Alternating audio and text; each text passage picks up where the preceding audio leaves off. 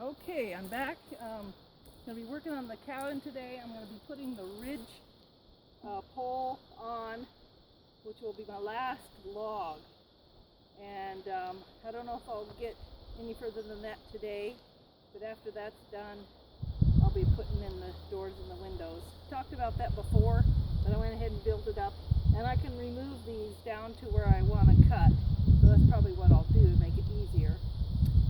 Haven't been working on this too much because I've had some other things I'm doing and working in the garden and stuff and such. So I'll give you a tour of my greenhouse that I built.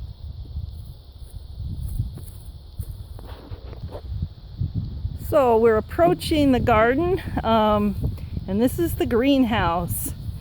And I did not do a video on this because I wanted to get it done, but I did take some still shots, so I'm going to probably post those on my own website. And then today I went ahead and covered the ground around my planting areas to kill the grass. We've got some big, huge clumps of grass that I want to kill so I can dig them up. Anyway, the garden's kind of coming along and needs some water. I'll water tonight. And yeah, so raspberries, and then we'll do the greenhouse tour here. All right, so I used PVC pipe, as you can see. And this greenhouse was twice as wide as it is now. Originally, this dirt area here shows its footprint, and those posts was the outside and then to this far side. But it was too short, so I wanted to make it taller. And so I moved this side in, and then I added some black PVC pipe for the top, built the frame for the doors. I had a couple of old doors and door frames around. Almost tripped. Anyway, so, and then at the top on both ends I put a piece of plywood. This one here I got hinges on so I can open it and vent. The other side I have not added the hinges, but I could. And so I've got door on both sides, and of course in here are my tomatoes and a couple pepper plants. And ooh, it's hot in here. Oops, I'm carrying the tripod. And then this old chicken door, this was on a chicken house some time ago, and it's just been sitting in our pile, so utilize that. To hold this plastic in, I took a piece of garden hose and split it in two lengthwise, and then used that with the screws to hold that plastic on there, so that the plastic doesn't just rip out with the screws by themselves. That's worked pretty good. And then put this lath over where it's attached on the wood, on the frame. Put a couple of railroad ties down at the base to mount the door frames on. That makes it a good solid base, and then they won't rot out. And I'm going to place this piece of wood on the outside. It's laying here, so that'll help protect the plastic along the edges, and keep people from walking too close to this with sharp objects. Okay, so I was also working in another garden that I have in the old chicken yard. Okay, so the abandoned chicken yard, we got rid of our chickens a while back, and so I've got some cucumbers and squash plants over here. I just added the green grass clippings yesterday, and then another squash plant here. My onions that I wintered over. I planted part of those last year. Got them from town as starts. They didn't do well. So part of them are doing good. The second row is not doing well. And then this over here, this is full of weeds, are my baby starts. I started from seed last year here, then took them in over the winter and put them back on the ground. So hopefully they'll get big. And then we have potatoes. My fireweed, which is really good to make tea for antibiotic properties. Yeah, so yeah, that's the chicken yard garden. But while I'm out here, I'm gonna take a note. I'm gonna put the tripod up here of the old chicken house. It's pretty cool. This is a trap door. The little ramp is off kilter, but it has a load back here where I can hook it open during the day, close it at night to keep the predators down. This wall here can be opened if I needed to air it out or let the chickens come out that way, do some repairs or something. On the inside I have it insulated right now, so I haven't opened that one in a while. The back side of the chicken house has a trap door that is designed to open so that you can clean it out. So this comes open. Haven't opened this for a while either, but and then you can bring the wheelbarrow over, take all this out. I haven't cleaned this out, so this is probably really good stuff. It's layered with sawdust, and then the roost is right here. I'll go inside and you can see that. And then I pile it into a compost area over here. And I've used up almost all my compost, so I guess I better get some more chickens.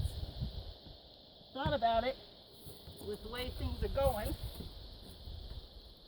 but it's really not too cost effective. Oh, and then this here is my brooding pen.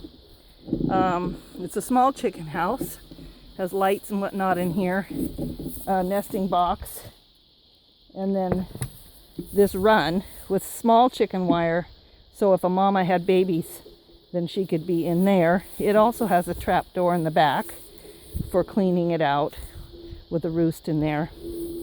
Okay, so the front of the chicken house has these cool nesting boxes that you can open from the outside, collect your eggs. Kind of surprised I'm not seeing any mice. 2 layers. And a window up above. I don't know if you can see the window. Let's see, there. And the window can open for ventilation. We have the door. Door, which I put a little glass in so I could see what they're doing in there. Okay, so I've got my feed cans in here right now to store. I don't normally have them in here if there are chickens in here. So there's the roost, and I have a feed box over there with the trap door, and then there's a couple of long feeders, or a feeder in here that normally is outside, and that's an old rabbit trap box that you set up, that I have caught pack rats in and ground squirrels in. Anyway, and then on the inside here, the nesting boxes, so they can get in there. And you know, I put this slanted, it's got kind of a slanted roof over the top so they can't nest on them and poop in them. And yeah, so that works out pretty good. And I have it set up with electricity and a timer normally. So in the wintertime, lights come on. So they're on, I don't know what it is, 15 hours a day or 12 hours a day or something. Anyway, so now we'll go back out to the log cabin project. Okay, so I'm hoping that we won't run out of power or time. Sometimes these videos just stop for some unknown reason. But I deleted all my other videos, got the battery charged up. I got an extra little charger there. Hopefully we won't run out, or I'll notice it before it runs out. Anyway, I've selected a log over there where my log pile is. I'm going to go drag it over here. It'll have to be peeled and cut off to the right length, and then I'll get it set up on the center there and mark it and go from there. And we'll see how much you guys will get to watch before things stop. Okay, we'll get started. My gloves.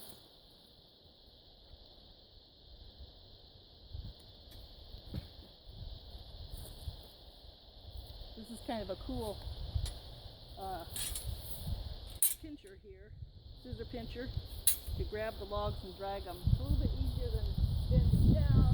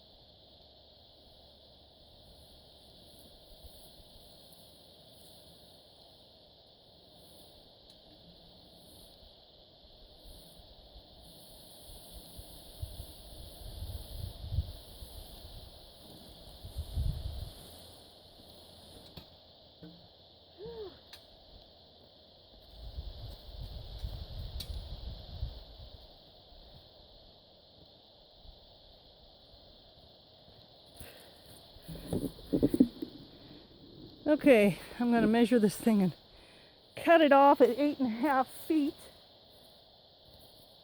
Let's see, where's my marker?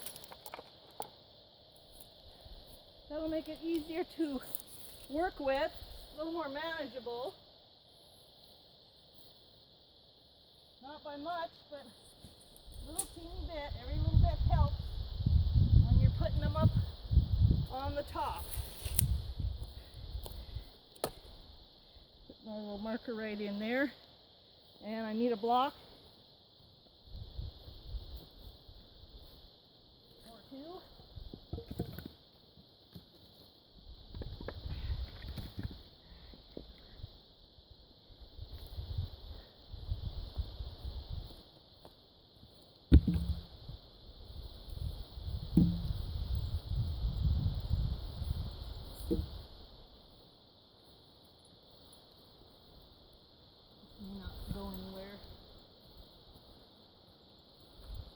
But sometimes they try to roll, as in that. And mark.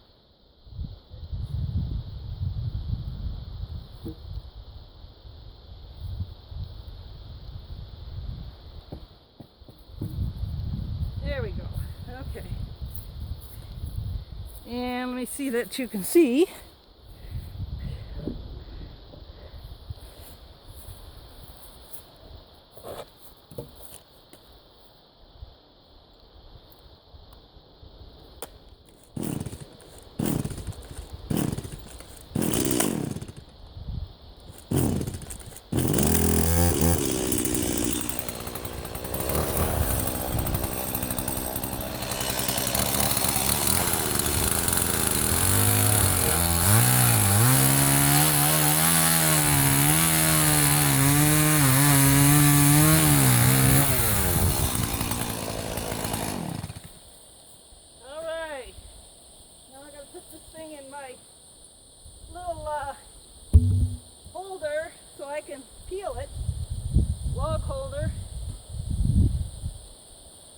could put it in my little one, but it's a little bit getting kind of loose.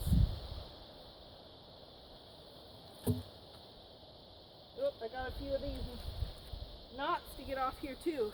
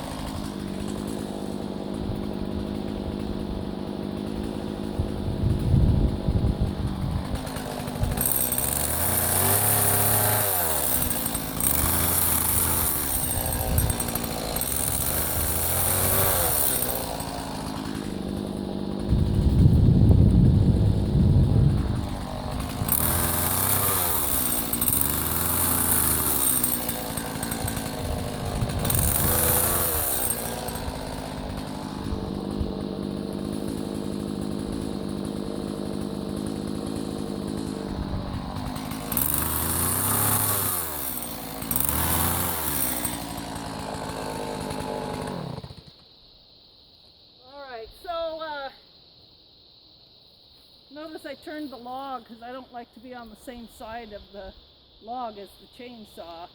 Just a little extra precaution in case it kicks or something. Make sure my feet are on this side and not that side. Okay, so I'm going to peel this thing. I might just peel part of it and then pause you guys. You don't need to watch me peel the whole thing. This one.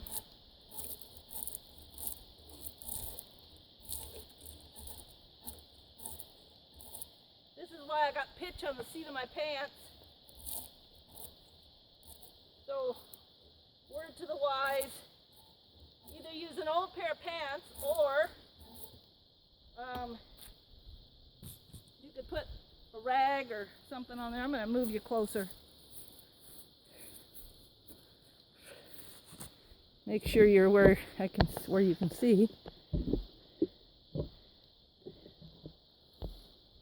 There. Maybe that'll do. Are we still recording? Yep.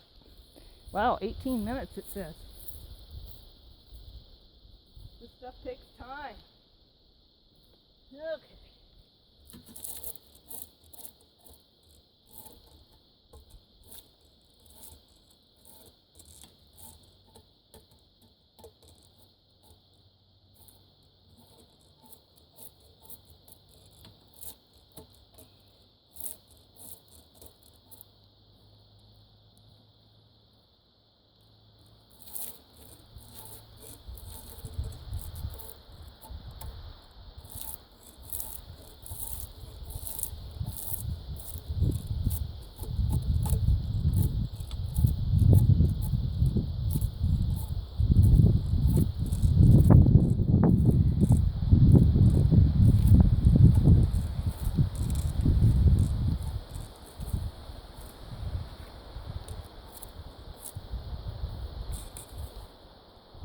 Okay, we're going to get even closer. You can see how that's peeling.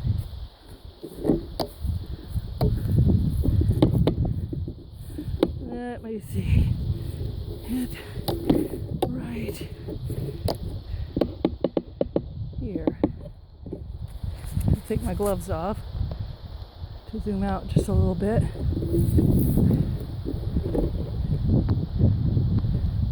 I'm not getting every single little bit of this off. I want to leave a little on for character, but enough of it off so the bugs don't get underneath the bark and start making their homes. I can see a few little holes there, bug holes. Sometimes when I'm peeling, I end up with a woodworm, something like that, especially the older logs. Okay, I'll just move that up. Now I can reach the tip up there from the top. Certain time of year, like in the early spring, these are easier to peel. If they've got moisture under the bark. And yeah.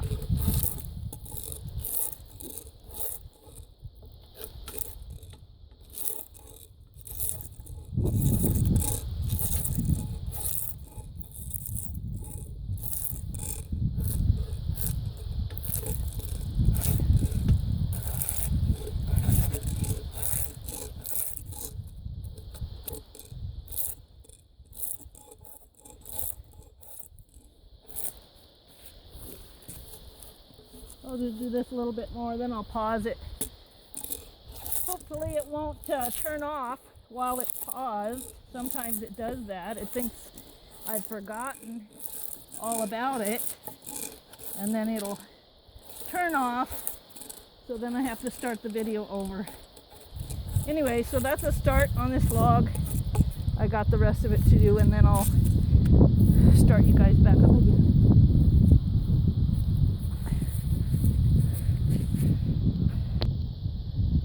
Okay, I decided I'm going to go ahead and close the video off for now.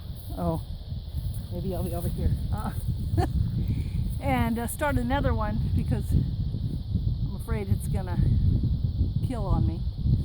Anyway, so I'm going to stop this one here and then start another one with some more peeling and marking and so forth, just so we don't miss anything.